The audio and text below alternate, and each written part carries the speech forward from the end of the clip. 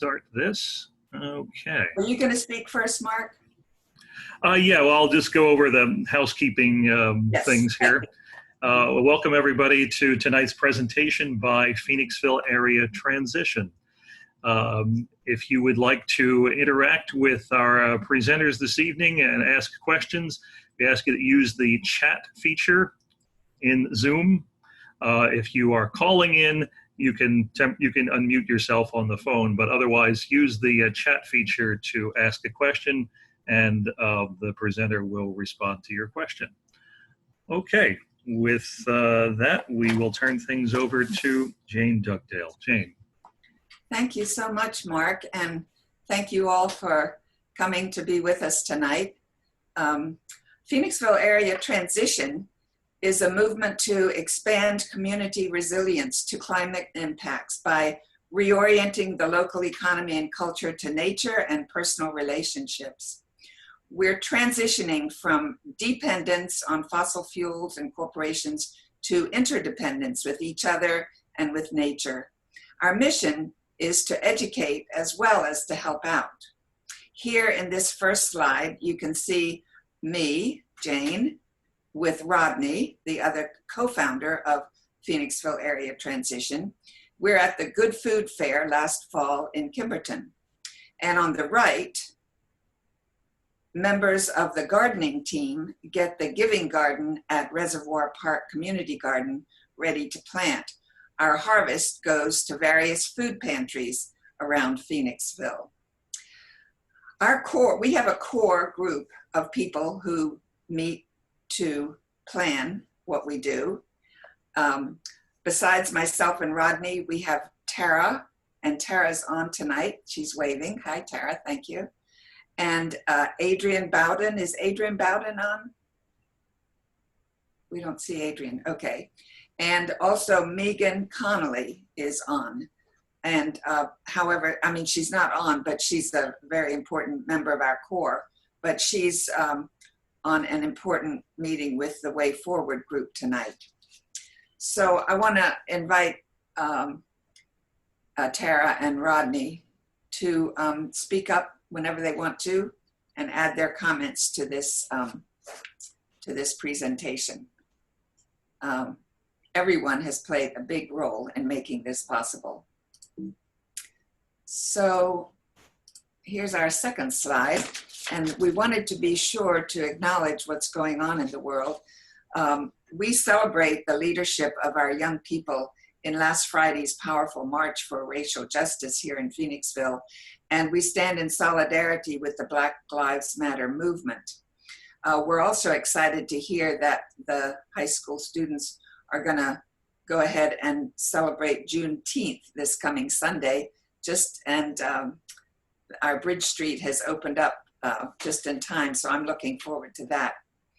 The transition movement is a grassroots movement that seeks to build community resilience in the face of such challenges as peak oil, climate change, the economic crisis, and we recognize that racial injustice is both caused by and exacerbated by these issues. We commit to listening deeply and learning thoughtfully about racial justice and integrating that knowledge into the core of our work. We network with various local groups with these same goals, and Diversity in Action, Phoenixville Area Positive Alternatives, and Black Lights Projects are some of those groups that we network with. So how and why did the Transition Towns movement begin? It grew up in response to growing awareness in two areas. First, awareness of the unsustainability of our present industrial growth society, the sense that we were too dependent on oil, the supply of which was thought to have peaked back in the early 2000s, that global supply chains were unsustainable, especially in the face of climate change, and that the consumer economy was leading to massive inequality as it was based on the ideas of domination, extraction, and waste.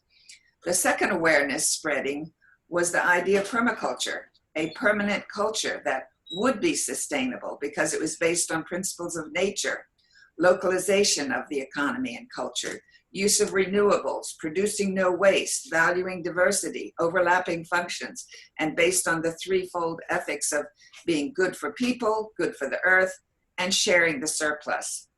The permaculture principles explained the unsustainability of the industrial growth society, which is antithetical to nature. So where are transition towns? Rob Hopkins was teaching permaculture when he gave his students the assignment to design a whole town using permaculture principles. He was so pleased with the work that he took it to his hometown of Totnes in Devonshire, England, and he started the first transition town there in 2005, which is still thriving. I was fortunate to be able to visit it in spring 2018. It doesn't have a transition town banner or anything like that, but it's just a lovely place and a great inspiration. Rob Hopkins set about writing about his town's experiences, and very soon there were transition towns popping up all over the world. Today, there are more than 1,000 around the world and around 200 in the US. Phoenixville area transition was welcomed in 2019 officially as the 166th US transition town. Here you see an interactive map that you can access on the website, transitionnetwork.org.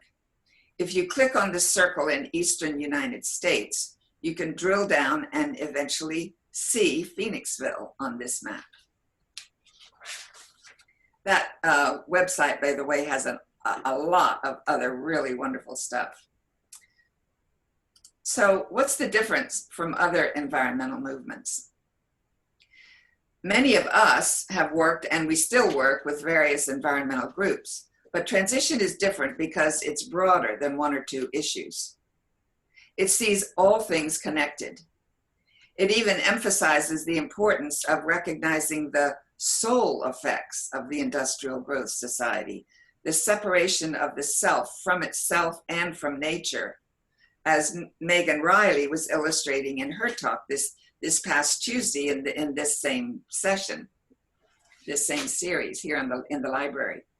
Transition doesn't fight issues, it holds out a vision of a better world possible for everyone as we transition to a more holistic, connected community. And it focuses in the present on making connections across the whole community, which we find is much of what our mission is. So how did transition come to Phoenixville? Well, here's a little timeline. Rodney and I co-founded Transition in Phoenixville, but we came to it by different paths. Here's a timeline of our journey from 2008 to 2018. And 2018 is when we had our first Phoenixville meeting.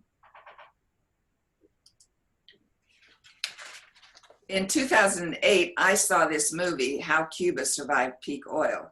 Somebody in Philly was showing it, and I went with an activist friend, and I got the transition bug, but at that time, I was very busy with other things. In 2009, Media founded its transition town, and Rodney was there, and he became a part of it. And in 2014, I was part of a workshop that Transition Town Media presented, and I got excited about it again. And this is where I met Rodney for the first time. And Rodney, do you want to say something about your experience with media?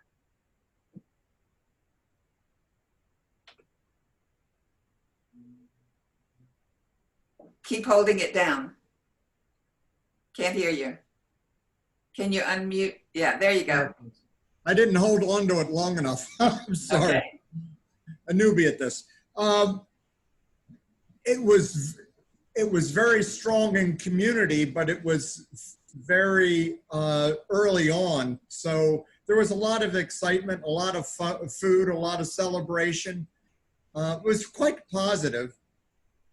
But there wasn't a heck of a lot of structure at that time. That came later after I left. Yeah. And now it's really thriving. And you can Google it, and you can find they're doing all kinds of wonderful things. And I have to say that Transition Town Media was really helpful to us when we decided to start this. Shari Stuber from there came to meet with Rodney and me, and she just gave us all kinds of wonderful encouragement. The main thing she did was just say, go for it. Just go do it. Transition's different. Go ahead, Rodney. Rod? I just said she's been available anytime we need her. And she's been available, right. So in December 2017, Rodney got the Colonial Theater to show Tomorrow, the documentary. And when I saw it, I really got the bug again. Rodney and I started talking about doing something about it, so we did. We sat down, we made a list of all the groups and the people we knew in Phoenixville that might be interested, and we invited them to our first meeting in May of 2018. We had about 25 people. We told them about what we'd been learning and that we would start by envisioning what Phoenixville would look like if it transitioned to something that they really wanted. We broke up into groups, and when we came back, we heard from each other. This vision statement, which is on our website, is taken from the words that were recorded at that meeting. Adrian Bowden helped us to get the website up. So our website is www.pat.community. Community is the domain name, the whole word. And you can read the website. You can read the vision statement up on our website. Camp Hill Soltaire, where Adrian works, was one of our first partners, and we were invited to use their Community Arts Phoenixville on Bridge Street for our meetings. We gathered there on the last Sunday of each month for the first year. So we thank you very much, Adrian. There he is. And here he is again. Adrian envisioned a community-supported lunchroom, and he brought it to pass at Soul Kitchen on Bridge Street. I want to say that, I'll keep going. He invented an alternative currency that was online as well as handmade. It was made from textiles woven by Camp Hill Soltaire members. Tuesdays and Wednesdays for me came to mean yummy, home-cooked, savory pies, soups, salads, and custard tarts with friends from all walks of life. And I want to say that Soul Kitchen is where I met Tara, who came there to eat one day, and we discovered interests in like interests. Soul Kitchen operated throughout 2019 and into 2020 until the pandemic. Its future is uncertain, but we treasure the possibilities that it made tangible.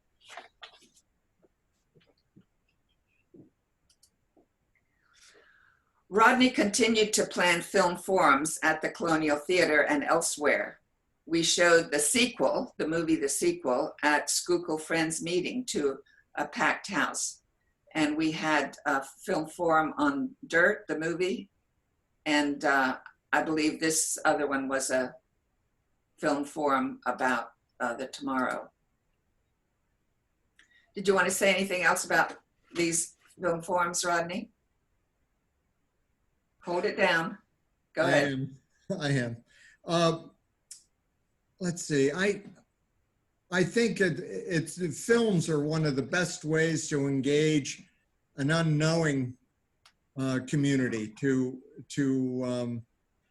both educate and inspire. That's why I like that so much.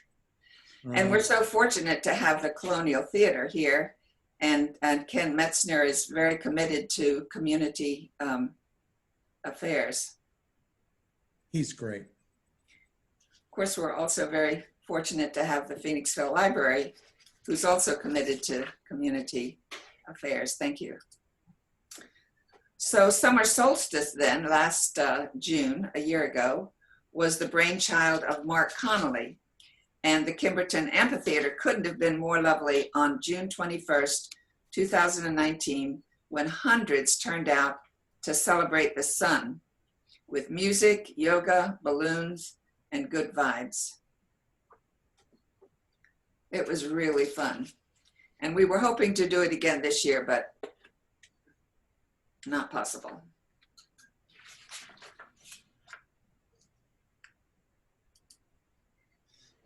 Inner Transition is the work group formed by a group of self-starters who recognized that to make the transition out of this industrial growth society that we're stuck in, we would need to change from within, each one of us. Victoria O'Neill had the idea to hold Reflections of the Spirit each month to consider what great religious leaders have had to say about values that we need to cultivate. On the right is one of her beautiful posters that she made for the one this year in February. For the winter solstice, Katie Tandon, who was part of that group, led us in a lengthy meditation about connecting with each other here and around the world. Were any of you there at the winter solstice? Rodney? Oh, you came, but you had to leave early, I think. Yeah. When Community Arts Phoenixville expanded their schedule to Sunday events, we discovered a new home at the Bookworm Nonprofit Center on Main Street, where we met until the pandemic. This is a beautiful old restored house on the campus of Phoenixville Hospital, which has opened its doors to nonprofit groups. We love this space and are very grateful for the chance to meet there.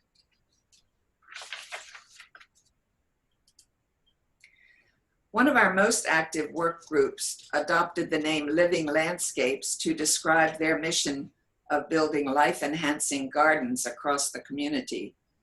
This work group grew out of the community garden at Reservoir Park on the north side of town, the top of Franklin Street, which had been going already for several years. The picture on the upper left, oops, I don't need to do that. The picture up here, do you see my cursor? Up here, this picture grew from, it was the picture that you saw on the first page of this PowerPoint is from that garden. The vision of Living Landscapes is to have such community gardens in every quadrant of the Phoenixville area. In addition, the Healing Garden at St. Peter's Place Retirement Center on Church Street at Star Street in the center of town was made possible by a grant from Phoenixville Area Community Health Foundation's Leadership Academy. And Donald Pell Gardens, there you can see Don, picture, oops, sorry. There's Don, pictured consulting before installing the garden. And also, sorry, the work of, of the volunteers, such as Ann Caulfield, Amy Atlee, and Chris Goulian, who are pictured weeding the garden as it came up this spring. And it did get weeded and mulched, and it really looks nice now. So if you want to drive down Church Street, you'll see it. Now, this slide, which kept wanting to come up, I can finally show it. There we go. Living Landscapes promoted the sale of mini Victory Garden pots, inspired by the Victory Garden poster idea sent to us by a friend. And I have to tell you that this is the brainchild of Tara, who saw that poster and said, well, the poster suggests making a little mini garden in a pot. Why don't we just do it? And so with help from Colonial Garden Nursery and Jack's Farm at the Farmer's Market, we sold 37 of these pots and about 20 lawn signs. And Living Landscape also offered a 4-session class on permaculture last fall. It's been a really active group. In fact, coming up this month, on the weekend of June 27th and 28th, the Living Landscapes and Films Work Group are jointly presenting another film forum, this time promoting the idea of turning our lawns into meadow gardens. Catherine Zimmerman, author of the book and film of that name, will present the film online, and Eric Schmidt of Colonial Gardens Nursery will lead a design workshop the next day. A $15 registration also gives you a map for a self-guided tour of local gardens and a chance on a free garden design. There's information in chat to access this link to the registration. And I'm going to ask Tara to put that information in chat right now. Thank you, Tara. Did you want to say anything else about this film forum, Rodney? I would say that Eric Schmidt has been incredibly generous. Yes. His design, the 10 free designs chosen by lottery are worth up to several $100s. Yeah. And the idea is to make it easy for people who have never done this kind of planting before, and there aren't many in the area. This is kind of new thing. Mm-hmm. But you'll see in the film, when we watch the film, how it's kind of a movement taking off across the country. I was talking to somebody yesterday that was saying that they had heard, well, that they were thinking about how our lawns are not really the best way to absorb water. And so they actually contribute to stormwater runoff. And one of the purposes of building a kind of a meadow instead of a lawn is by putting native plants in that will absorb the water and avoid stormwater runoff. Besides, they're just so beautiful, as you will see in the movie.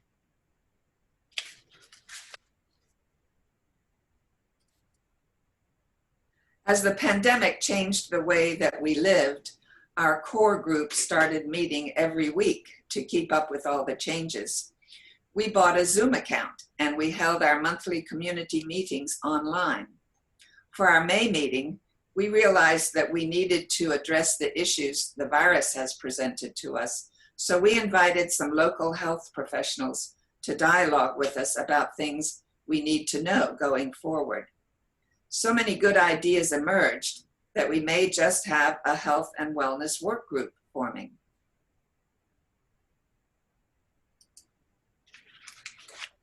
As we met each week, we realized that we could enhance our mission of connecting people in groups by publishing a weekly letter with things to know and ways to help the community. For 9 weeks, we called this our weekly letter. And then we decided to go all out and give it a real name. So this week, we published our 3rd resilience report. You can access it from the homepage of our website. And Tara, can you put up our website there in chat? And all you do on the homepage of the website, you can, there's something that says click here, and you can go see the letter. This is the one that we sent out. This isn't the most recent, but it's recent. And I also have to give Tara credit for this too. She's our one of our tech mentors. Thank you, Tara. Our network page on the website shows the logos of a number of groups that we have worked with in the last 2 years. And it's always growing. We had a new one today that I didn't manage to get up here today. But there we go. And there's Phoenixville Library. Thank you, Mark. One of the first groups that we worked with is the Phoenixville Area Green Team. We table at their Green Earth Festival each September at the Farmers Market. Here we are tabling at the Green Earth Festival. And we also supported their initiative to promote Ready for 100% renewable energy resolutions at the municipal level. Phoenixville was the first municipality in Chester County to pass such a resolution. It was brought to them by the Green Team. And above is a group promoting the idea at Charlestown Township, who eventually did pass the resolution.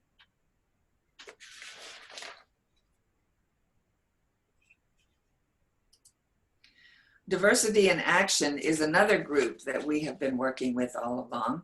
We supported their tabling at the Festival Latina last summer, and we are working with them on a project to update the Civil War Memorial in Reeves Park.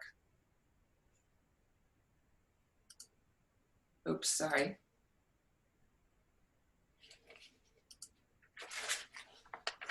I took a picture of it one day when I was walking. It was such a beautiful spring day. Time Bank was the first group that I joined when I moved to Phoenixville in 2013. And they encouraged me to pursue the idea of transition when I got the bug back again. Our goals overlap in many ways, and their annual spaghetti dinner each fall is a lot of fun. Oh, I've lost it again. Sorry, it's very sensitive, this clicker. And yes, this is the mayor there in a black wig. He was hilarious. He sang for us. Time Bank is a way to exchange skills and talents for time dollars. I use my time dollars mostly for computer help.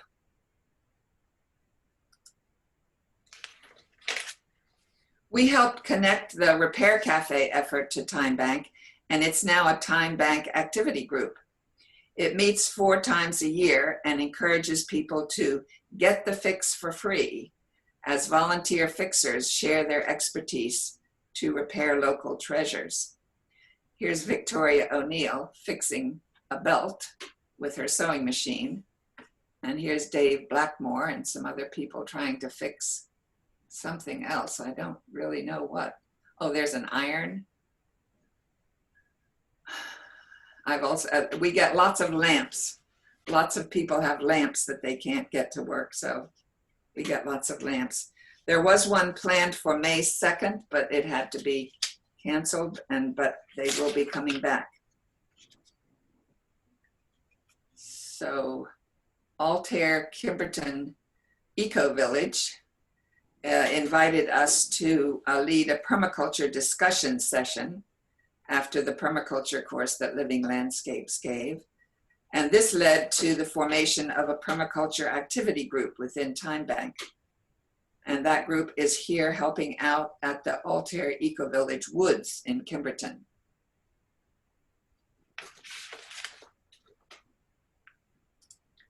Oops, sorry. We've also worked closely with Anne's Heart, located on the former campus of Sacred Heart Church on Church Street and Hall Street. This year, we are sponsoring their summer solstice Dîner en Vert, which is their main fundraiser of the year, with all proceeds going to renovations of the community kitchen in the Heart Center located in the old Sacred Heart Parish School. This elegant, fun, and delicious event was held last year at Colonial Gardens Nursery, but this year it will be virtual, and your scrumptious dinner will be delivered. Don't miss it. Get your dinner, get your ticket for June 20th, next Saturday. And you can get it at Dîner en Vert. I'm just learning how to pronounce the French. Can you put that up also, Tara? Is it the 20th or 21st? It's the 20th, Saturday the 20th. Saturday the 20th at 7 p.m. So that's next weekend. And then the following weekend, we're doing the Urban Meadows weekend with the film and the workshop. And so we're very busy. And I invite any of you to ask questions or give us some suggestions. What is your idea for something that we can do to build resilience? And then here are a lot of the, Tara, maybe you can copy those and put them up in the chat also. These are all, You don't need to do that because it'll be in the recording. oh, it'll be in the recording. Excellent. Okay, great. Okay. Well, that's our Phoenixville area transition, and I invite any of you, oh, hi, Marina, any of you to press your space bar or write a question in chat, and let's hear what other ideas you might have, or questions or comments.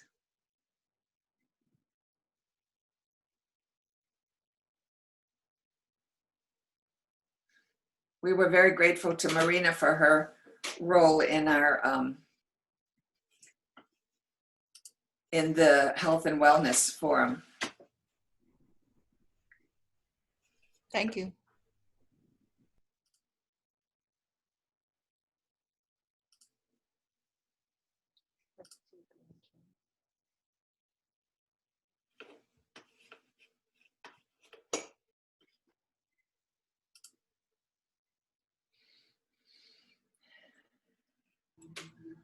Looks like they're just speechless, Jane.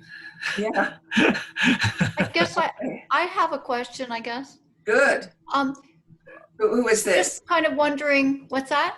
Who is this? Marina here. Oh, good. Marina, hi. Kind of wondering over the next few years, what kind of visions do you have for the transition? Well, if we go back to the vision statement, we want to there's so many wonderful things going on in Phoenixville. We want the different groups that are doing things to get to know each other, to know what is going on, so that things can, people can work together to accomplish their goals and to discover new things. Here's our vision statement. And I don't know, maybe we should just read the vision statement and we would see what kind of things that we might work on. Rodney or Tara, you want to read it?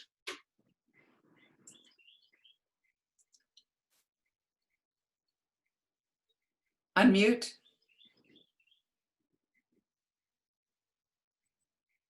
Our vision. Phoenixville area transition was recently recognized as the 167th official transition initiative in the USA. We've been at this since May 2018. Here is the vision we came up with as we first began to meet. We envision a local community that is clean, green, fresh smelling, and quiet, pedestrian and bike friendly, powered by visible, decentralized, renewable energy, its rivers, and air pollution free. We foresee lawns and alleys replaced by organic and native gardens, providing food and beauty and connecting to the many farms in the area. We supply organic food to the local supermarkets. We notice that there is a home and municipal composting of food waste and cooperative tool service for gardening. Surrounding the town are beautiful natural areas that have been reforested, the rivers clean and usable.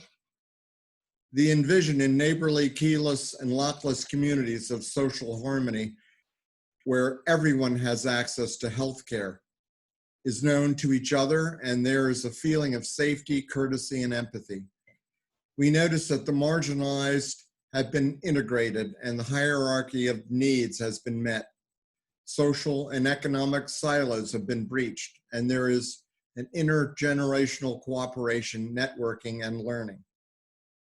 The technical high school offers gardening and farming as well as grassroots community education accessible to all. We envision a sharing economy with a strong job center, an alternative and possibly a food currency, affordable housing, voluntary opportunities, strong consumer associations, and free internet service to all. And running through it all, we notice a vibrant, creative emphasis on the arts and culture integrated in every activity. This is our vision for Phoenixville area, and together we can make it happen. So that's our vision. It gives us plenty still to do. We certainly have, you can see some of that in the things that we have been doing, but there's plenty else there to do. Can I just respond to one of the comments in the chat box? Oh, yeah. Just about the Juneteenth. Oh, yeah. As far as I understand, Phoenixville's Diversity in Action was going to organize that, but because of COVID and the pandemic, I'm not aware, but the original plans I don't think were put on hold. Are you talking about Juneteenth? Yeah. Mm-hmm. Yes, those plans didn't proceed with the pandemic. And that's a very good question. Where do we find information on Juneteenth? I just happened to hear it. So I would just, I don't know. Maybe the high school, because it's the same students that, I believe it's the same students that formed the march. Does anybody else have any better idea? Or maybe the borough office would know, because I did hear that the mayor had given them permission to do it. Is that what you heard, Tara? You know, I don't know anything about it. Sorry. Oh, okay. Yeah. I bet the borough office would be the best place to go. Mm-hmm. And then there's a question about Joanna Macy. I do have information on that somewhere. It's probably in my diary, which is not here right now. I seem to remember there will be a presentation about Joanna Macy. Do you have information? Okay. If you will excuse me a minute, I think I know where my diary is. Why don't somebody read another question? I can just say one other thing. So I just Googled that real quick. There is a Juneteenth, the celebration of African American history, Sunday, June 14th, and it's on Bridge Street. And then Andre Thornton Park. And I put the link in the chat box.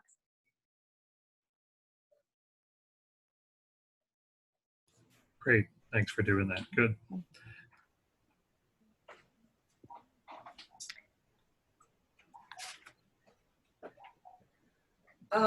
No, I can't find my diary, but what I'll do is I'll put it up on our website.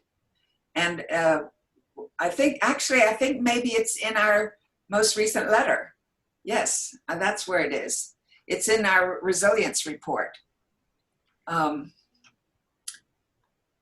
bet I could get there by going to, where's our website? Is I can find it. What are you looking for? It's a session with Joanna Macy, and I believe it's in the Things to Know section of our letter. Okay, I'll find it and post it in a sec there. Yeah, great. Okay. Okay, any other questions or suggestions or comments? Those are all good questions. Oh.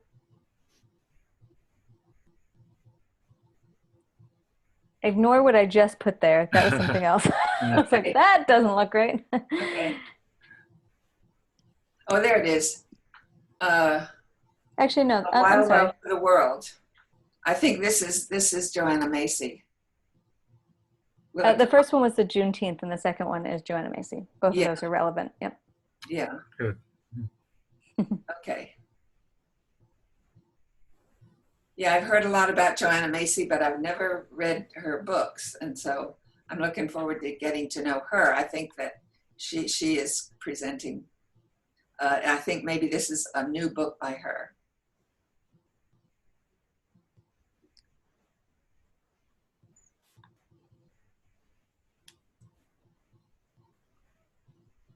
Any other questions or comments?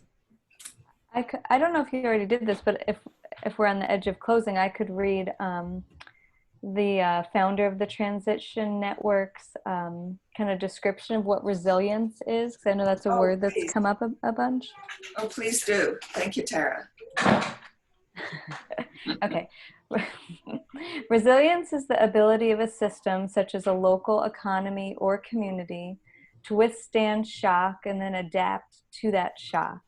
It's the ability to flex, adapt, and to change, and to think on its feet in any given situation.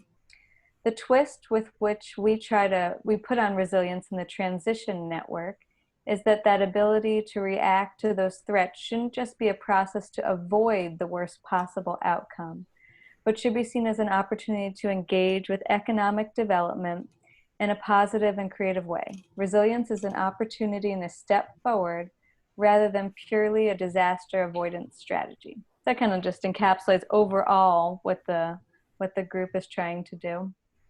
Yes, it does. Thank you. And that's from Rob Hopkins? Correct, yep. Jane? Yes. Jane, I would like to read something that I think is timely that I've written recently.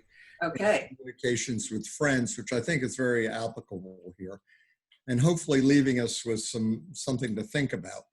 Good. Please take some solace in that this moment we're suffering through now had to happen anyway, and in order for a global reset to occur, battling climate change. When one sees how the George Floyd incident exploded, not just here, but globally, the ugliest political, corporate, and systemic white domination surfaces for all to see. With crisis comes opportunity, and that's now. We must not let this moment pass without dreaming of and creating the future we want and need. The world needs people who will become well-grounded and can do this dreaming and work to make the future we want. Maya Angelou said, let's see, what did she say? She said a lot. Work, oh, never mind. I can't think of it right now. I'm sorry. It's just one sentence and it really captures everything and it can't come to me right now. Sorry. That's okay. Anyway, thank you, Jane. Well, thank you for your statement. Yeah. Anybody else want to pitch in? Well, thank you all very much for being here. And please feel free to follow up on any of these links that we have offered. And we would love to see any of you in any of our events. Thanks so much, Jane. Thank you again, Mark. You're welcome. Good night, everyone. And you can find this video, we'll be able to find this video up on the Phoenixville Library's YouTube channel sometime next week. Okay, thank you all. Okay. And thank you all. Good night, everybody. Good night now. Thanks.